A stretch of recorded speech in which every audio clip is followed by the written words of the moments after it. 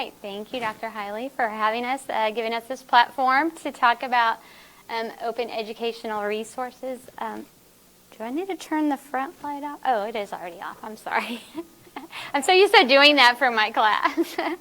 Anyway, I'm Jackie Burns. For those of you who don't know me, I am a reference librarian at Missouri Western here, and this is Sally Gibson, our library director.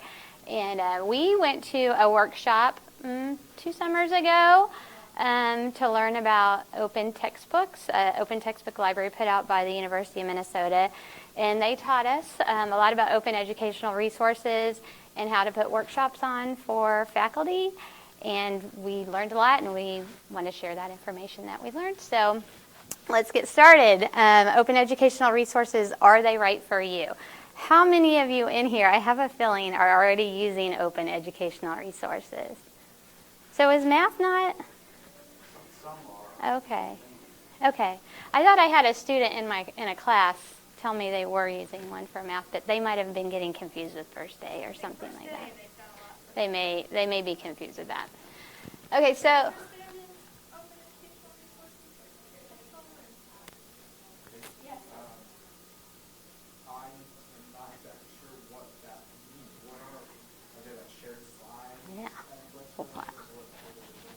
all right. Well, you're in the right spot. I think I might even have a psychology example coming up here. So, okay. So, all right. We all have heard this. College is pricey. This is an article a little over a year ago from the Atlantic talking about why is college in America so expensive.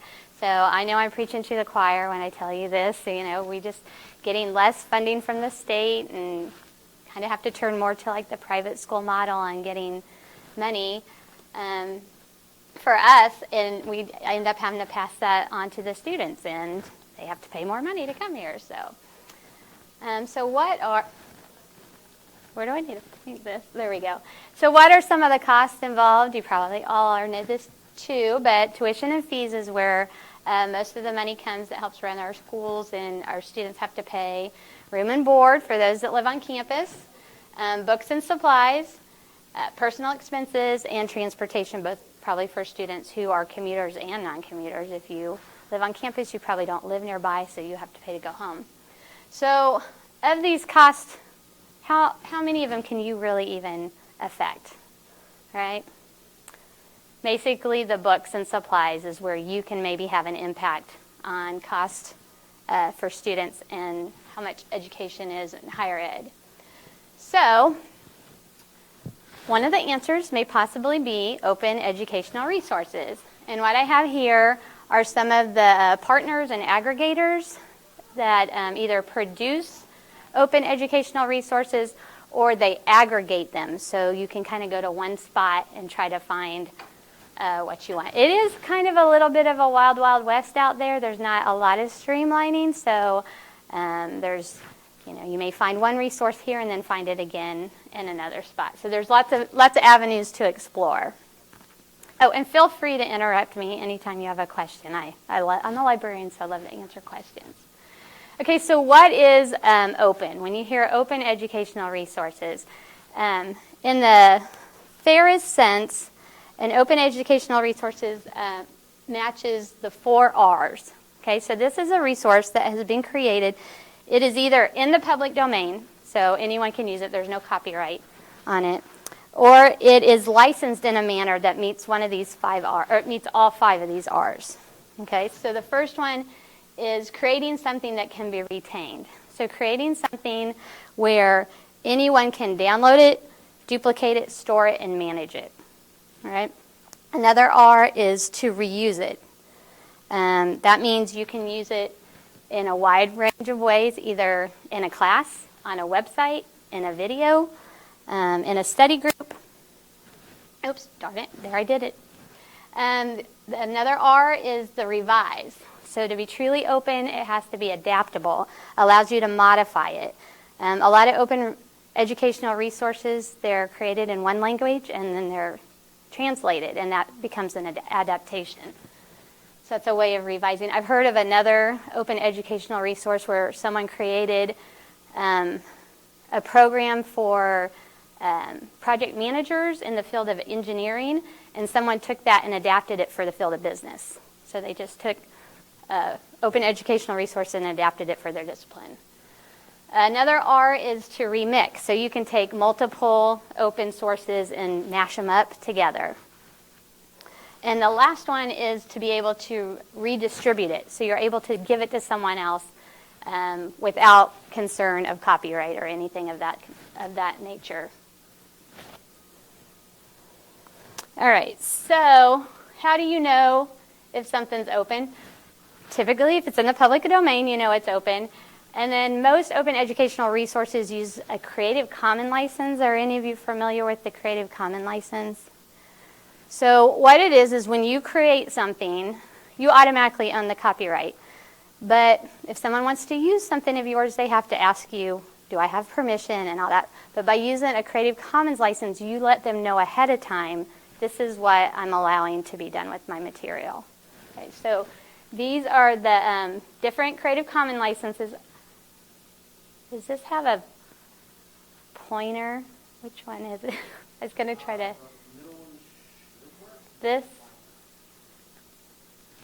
Okay, it doesn't. Oops, nope, it doesn't.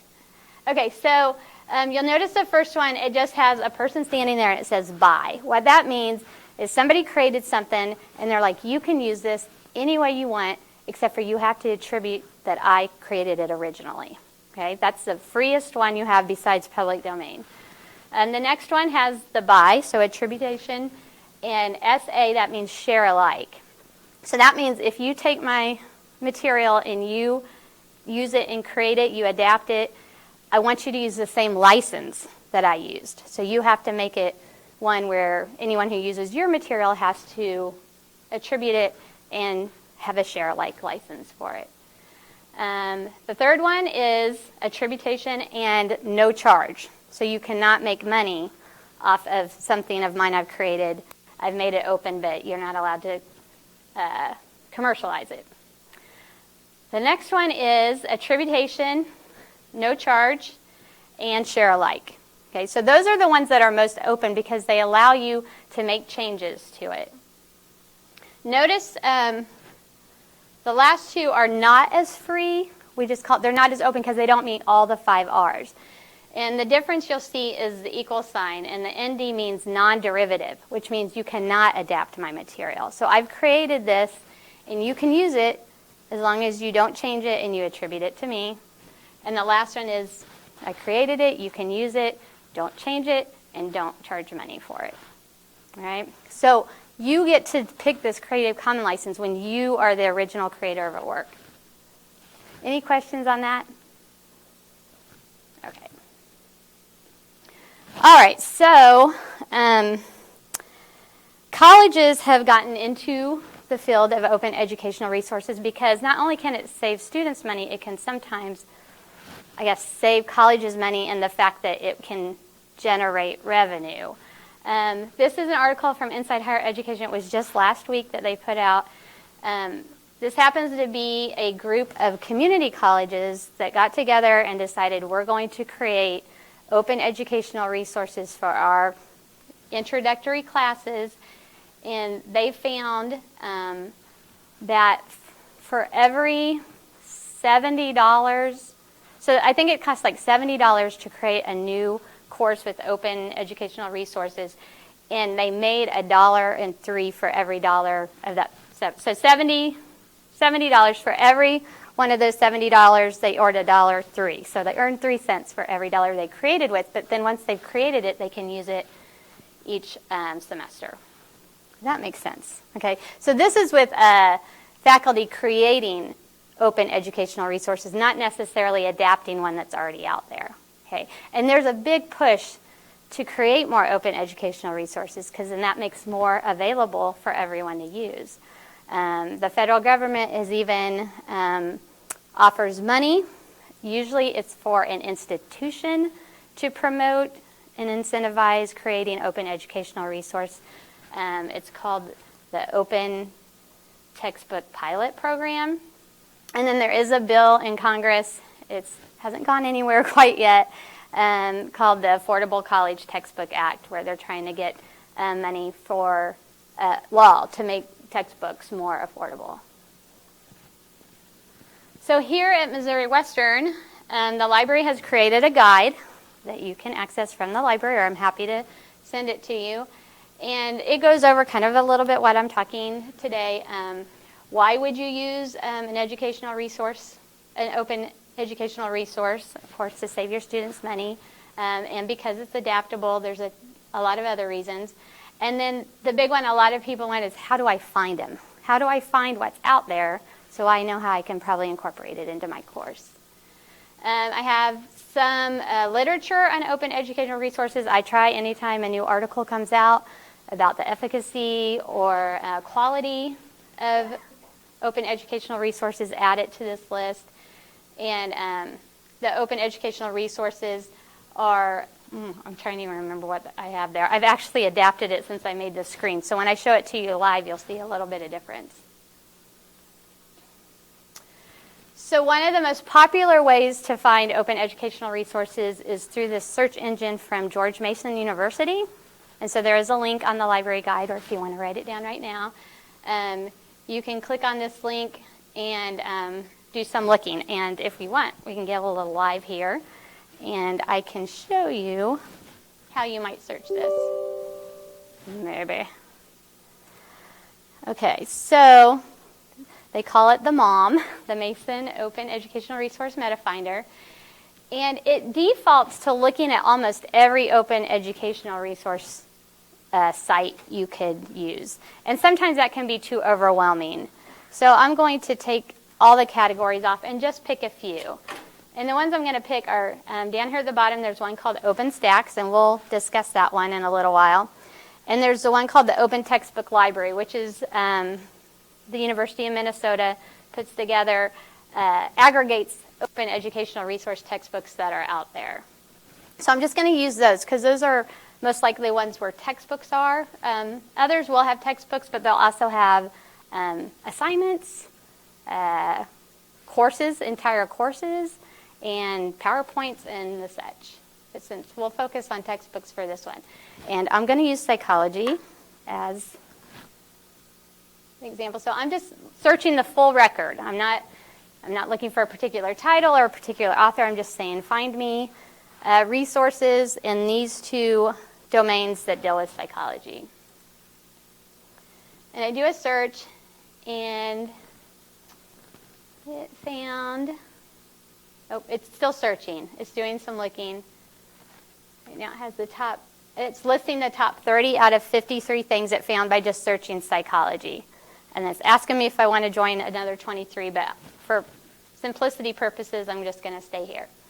So there's a list here of every time it found the word psychology within these two resources.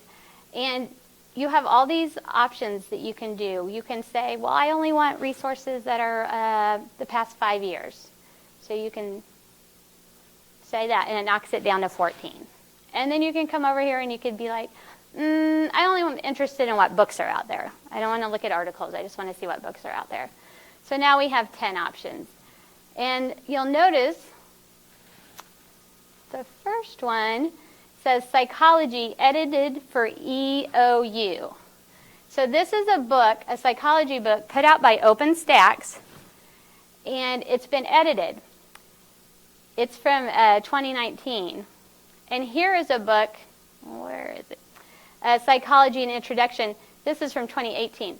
This is a revised version of the original OpenStax book that Eastern Oregon University did to that. So they actually edited and made it unique to them.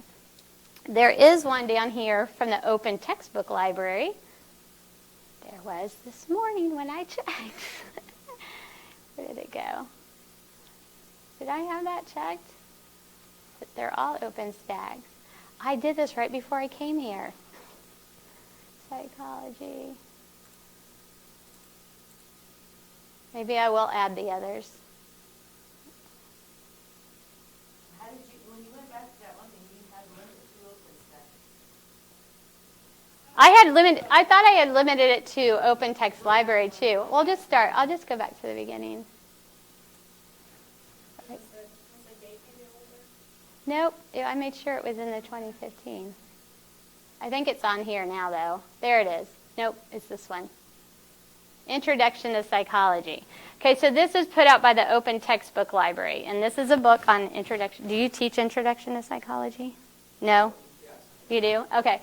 So when I click on here, this is a book. Almost all open educational resources are online. Makes it easy for students to access. But many of them you can buy a print copy of, and that happens with our chemistry department now. So this is a book published in 2015. You'll see it even has an ISBN.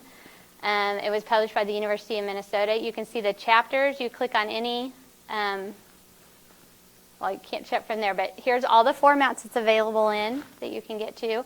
Here's the Creative Commons license, so they'll allow you to make adaptations to it. And then it's been reviewed, too. Okay, and not just anyone can review these. You have to go through a workshop in order to have the ability to review one of these. So all these reviews are usually faculty from universities. And then if you want to actually access the book, you click here, and you can read the book. And there's the contents. A lot of times, maybe you just want to use a chapter of the book, so you could just use a link to the chapter of that book.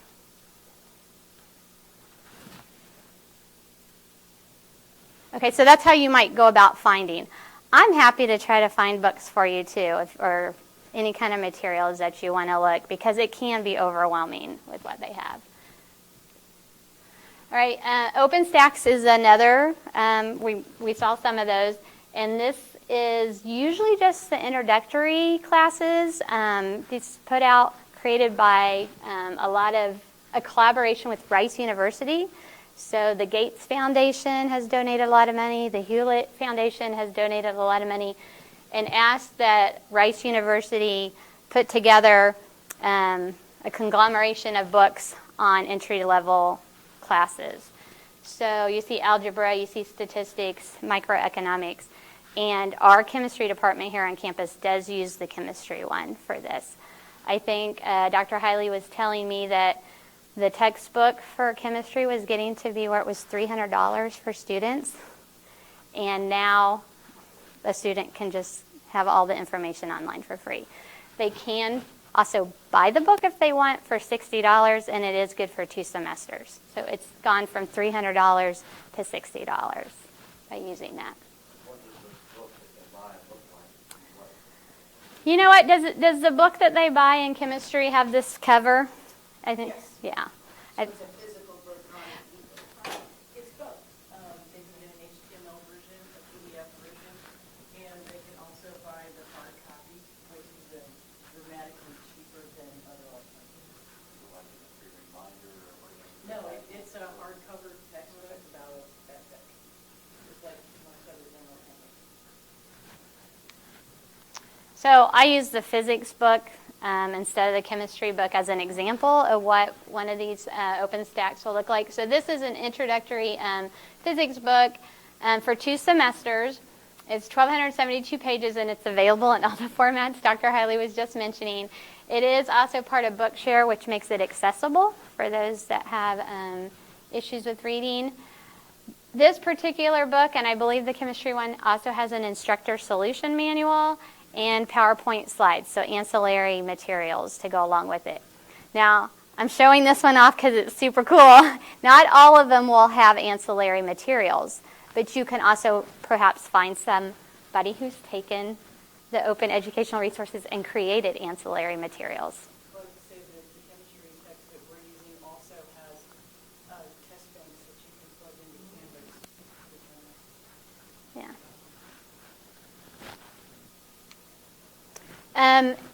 So those are books that are readily available, but there is a big push to create your own books too, or create books for courses. And here on our campus, Dr. Ovleek in the Health, Physical Education, and Recreation program she went about looking for a textbook for her rec management class, and she wasn't finding anything, so she decided to create her own book.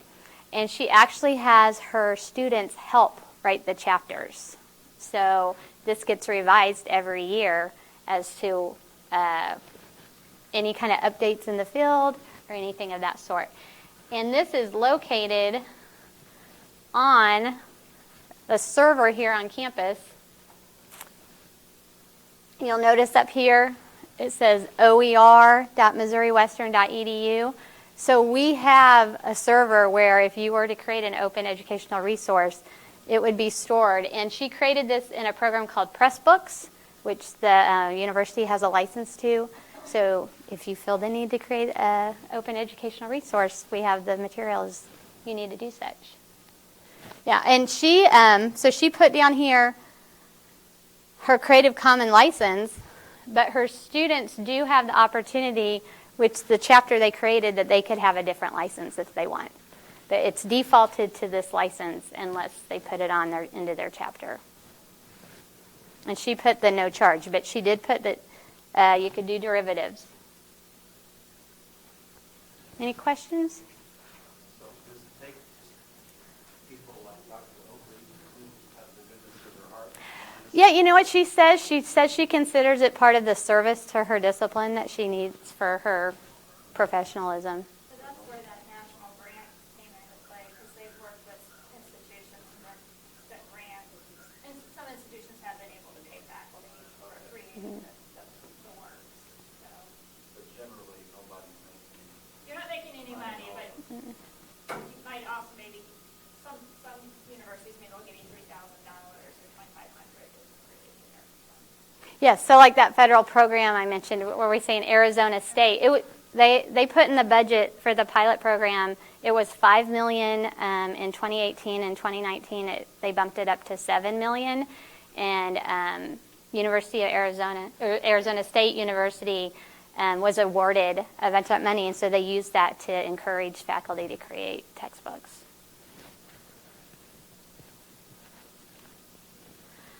Okay, so that's kind of a overview of open educational resources. Did I answer your question? Do you feel like you know what they are now?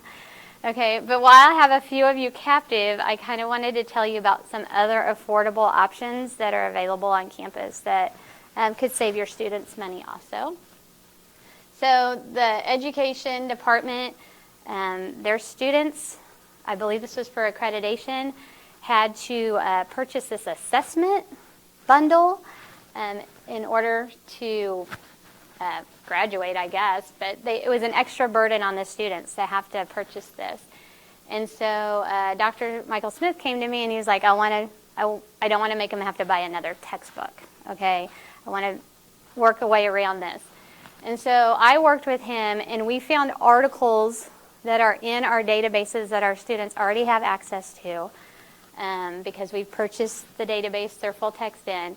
And we went through and he found articles that he said could substitute for the book he was, what he felt the book was doing.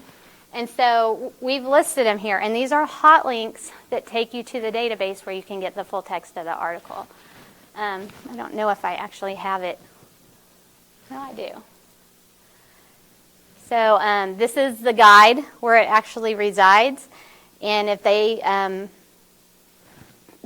student decides they want to read this article, they click on it, and it takes them to our library database, and you can see there's the full text right here. They can click on it, and they can get to the full text. So the student's not having to buy a textbook, and this article, and this list can be updated quickly. You can find another new article, you can add it to the list.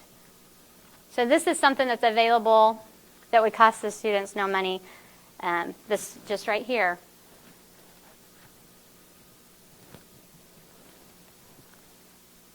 Right? And then also another resource the library offers is we belong to a consortium. Some of you have probably heard of MWSU. If not, let me tell you about MWSU later because it's not an open educational resource. But in this consortium, a number of libraries, I think there's probably over 70 libraries in MWSU, that we've pulled our money together and we've purchased a subscription to ebooks. Okay, so these ebooks, there are over 250,000 ebooks available in this consortium. We call it EMO because it's Electronic Books Through Missouri. And there's over 250 50,000 books available on all ranges, anywhere from public library, elementary, to academic higher education. But the majority of them, I say over 200,000 of them, are academics in nature, not elementary level. And one of them that is available is this book that I recommended for also an education instructor who was working on literature reviews with his students. And this is a book I suggested, your students need to write a literature review. Here's a textbook they won't have to buy. And what's nice about all of our emo ebooks are they are unlimited users. Okay, so they're internet accessible and they're unlimited users, and some of them can even be downloaded to an electronic device. Okay, so those are some resources that I think could be useful to you, perhaps in your discipline, and help save students money. I welcome questions. So does Sally. If you have any, I know we asked a few while we were going along, but I'm happy to answer others. Have I lit a fire under anyone? Is anyone going to go search Mom? Yeah. I will tell you, so the education department asked me to look at the texts they are using now and kind of do a quick look to see what open educational resources are out there that could work there. And of 3 of the textbooks they were offering to their students, they were available as ebooks in our collection. So the students could have gotten the textbook just from the library, unlimited users, accessible from any internet device. But the one that we use, in the OA3, that math, it's like an interaction. How do you describe that? I mean, when they have it set up, we're going to test and those that are missed. It's not just using the text, it's using the whole. It's like a whole course is what it is. Yeah. Algorithm, I guess, they have put in there or something. I don't know if you could. Yeah, well, and it's like a course, so it has like interactive problems that they have to work and stuff. But that could be something you could search in the Meta Finder. The George Mason Mom I limited it to textbooks, but there's whole courses that you can find in there. If they miss adding fractions, on their knowledge test, then Alex takes it back and makes them redo it again. So it's like a smart book. Yeah, that's why I think it really depends on the course. And they're improving to open access all the time, and more textbooks are becoming available. So maybe 2 years ago, you searched and didn't find something you needed, but now you are. That's kind of where the first day, I think, is kind of a good secondary choice, where we can get it affordable, where you can still get that interactive math problems, but we're still trying to reduce the cost for the students. That's where we just said Yeah. $5. Yeah, $75, and then it usually goes down to 15 or so, or something like that.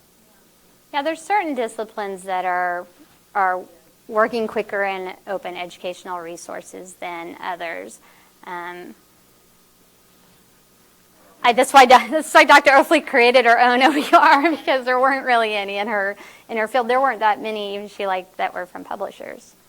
So our math one's in for problem solving, some of the faculty created their own, Okay. but it's not anything formal like that. Mhm. It's a big PDF file to share with the students. But you could share it with more. Just our department. Yeah. Yeah, and it Yeah, well, or even loaded into, made available so that others can get it too. That's for you've already put all that work in, and let others use it and get them benefit. I'm just curious, could you help us put together some kind of page that has all of the articles that we use in one of my classes, if they are available? if they are available from the library, I can do exactly what I did. Yeah. Yeah. No, I'm going to be honest. because it's a subscription, most of our full text articles come from subscription. We don't have control over if they stay in there or not. I haven't come across in that education class. All those articles have remained there. There's been no removal of any of them. It's the same with the ebooks. You know, you pick an ebook and the publisher decides, I don't want it in that database anymore, but it's very rare. Like, I think we have 250,000 books in our emo collection, and the last update I got of deletes from that system, it was 5 books. 5 books were removed. Not be one you want. Well, then we can look at the library guide and, purchase it if you're already using it for the tag, so we could see the colors. We can explore options. Yeah. Yeah. That's a good question. There were 3 textbooks that were available on the site. How would we use that? Like, is this some kind of Well, Google? no, if you were to Google, you would not. Well, maybe now I need to promote Lean Library right now. Okay, so because they're behind our firewall, an open search on Google wouldn't find it. If you searched our catalog, they would have shown up in our library's catalog. Not you. If they had been searched, they would have found out in our library catalog. But a lot of our resources, you have to log in order to get to our resources. And if you're searching the open web, it's not going to be able to find them. University student or faculty, no one who's not affiliated, who's not affiliated. Yeah, so those last 2 I showed you, the ebooks, this is where I strayed a little from open educational resources, but because I had you, I wanted to promote these resources. Yeah, but we do, so I'm going to show this to you and hope you let your students know about it. We, just this semester, it's kind of when we started promoting it. Gotta get to the library. We have invested in this library access. It's a downloadable browser extension. And what it will do is anybody who downloads it onto their desktop or their laptop, if they are searching the open web, this system, you tell it what library you belong to, it will know if you come across a resource that we have available behind our firewall, and it will lead you to it. Because we know a lot of students don't start at the library homepage or the library database. A lot of them are going to Google Scholar and Google, and so we're hoping that we pay for these resources. We want the students to use them as they're searching through, and then the library access will say, "Oh no, you can look at this article for free," that the students will use the resources, and it'll help them find them. So hopefully if a student would have downloaded this library access and were searching that textbook, it would have said, hey, your library has access to this book. Yeah.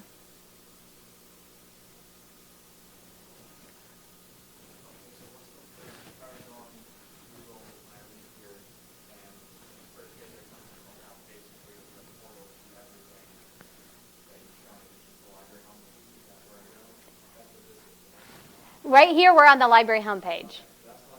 This is the library homepage. And then if you want to download that extension, we have it as a resource spotlight. The library guide. That's where you can. Yeah, so this is where you would find the OER guide and the EDU guide. There's a psychology guide here. Let's see, I believe there's a math guide. Psychology.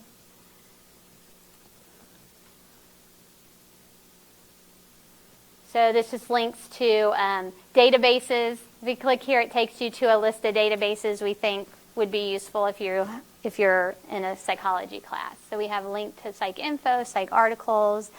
And then this box here, we do have a resource called Discover that tries to search our catalog, our ebooks, our articles, all at the same time, kind of like a Googleization of the library. In this particular link, it's limited to what are considered psychology sources. And in the information for faculty section, we also have a OER guide that you have. Yes. So we have multiple places for you to find it. Yes. To make it easier, but I think we've confused you by giving Yeah, so here on that's from the homepage over here for faculty and staff. And you can see there's open educational resources. Here's all of our library guides and the subject guides. There's something on ebooks. Here's our databases and those resources. I guarantee it's a lot more than it was when I was back in college. My gosh. Yeah. And Pull the print index and yeah. Oh, yeah. no one misses those This is days. crazy because you can just Google anything Yeah. anymore. It's like, And I know we get to talk to you all when you first come here for like 15 minutes. We get to do a little bit of a spiel about what the library has and is available. But you're welcome to come over to the library anytime. You can set up appointments with us and we'll go through the resources we have because maybe you don't know something we have and you'll be like, oh, I could use that. So How long has all of this been? I think. the library's been around since the 70s. when, Open educational resources. I would say within the last maybe 7 years, 5. It's become popular. I mean, they were talking about it. I've found times in 2009 that they've talked about him, but I would say the last, 5 to 7 years has really been a push. Stacks really made a difference because that quality for those general education classes and to really get a quality textbook, I think that really kind of helped make a difference. Because at first people are a little concerned, okay, what's this quality of the textbook and how good is it? And then OpenStax really came along and people could see that the quality was there. It really was the information. Yeah. It was packaged in a way that the students could understand, and then it had the additional resources for professors who could use the testing and things like that. Is there some, who determines what goes on? So like OpenStax, do they have some sort of filter, do they? well, they, as far as I know, they have actually like a committee that reviews this, and anybody who uses like attention focusing anything, you can submit changes or suggestions, and I believe that there is a committee that goes over that continually, but they have like one major rewrite every once in a while. So it's in its second edition now for the 10 students we've got. There's actually 2 versions of it too. There's like normal presentation of topics in a certain order, and then there's one called Adams First, which is like just a second way of ordering topics. So, it was really for us, it was finding the right combination of activities that would make it less than impossible to put together everything that we offer your students, but the PowerPoints, presentations, test banks, whatever. It was surprisingly a really good book, and we wouldn't have gone to it if the content wasn't like this. And it presented the topics in a way that we like to, with the language that we like. And one of the really nice things about sitting here in class materials also is that you have HTML and a PDF, and one of those you can actually copy and paste any of the figures that you want directly into your PowerPoint. You don't have to do that calculation, et cetera. We have largely credit classes usually as well, and you'll do it for about 15 But you still went through, you looked through it and you evaluated it. Is this worth it? Which you would do with any open educational resource. You're still going to want to review it to see, like you would any textbook that you would use for class. Great questions. Any others?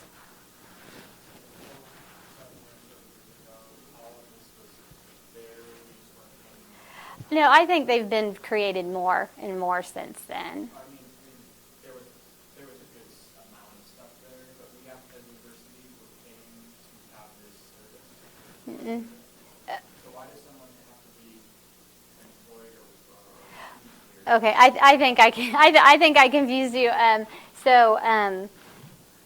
Let me get back here.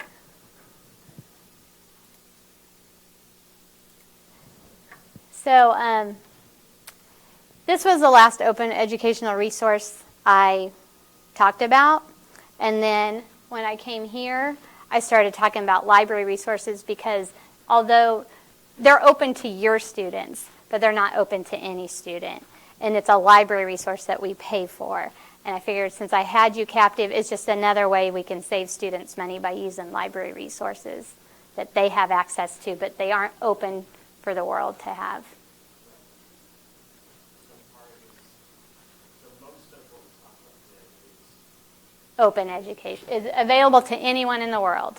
Oh, hmm it's not licensed by the library. You don't think it's licensed by the library? This one, You think the library is? this one, and this one. But Yeah. everything else, you just, It's everything else is available to anyone. Like Linda, I believe that hers anyone could go to Linda's page and look through it, and she has an open license, so someone could take it and edit it and use it in their class too, as long as they gave her. I think her license was, you have to attribute it to me, you can't charge for it, and if you create another document off of it, you have to use the same license that I do. You can't charge for it either. even the stuff that is not licensed through it is also still something about accessibility to students. Why this stuff is so, like, people don't know about it. If you look at Google, why is this stuff that's not licensed not just flooding Google searches? Sometimes they are, because we find students printing out textbooks, because kind of give them basic introductory, so they'll come across the textbooks there. So, but I think they don't quite realize where it's coming from, or they just see that this is introductory to calculus textbook, and then they print it off. For instance, with the chemistry book, it's a 2-semester book, is the one that we have, and it was costing about $60 if they wanted a hardcover, but we don't have them go to the library or anything in particular. We have them go directly to the OpenStax websites, and anyone can access that from anywhere. And they can order their own textbook there, or they can get it in the library. We have it also ordered there, or they can just download the PDF for free.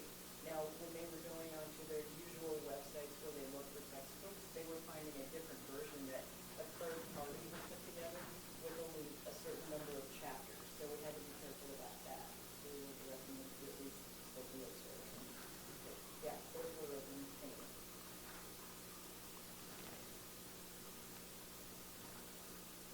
Any other questions?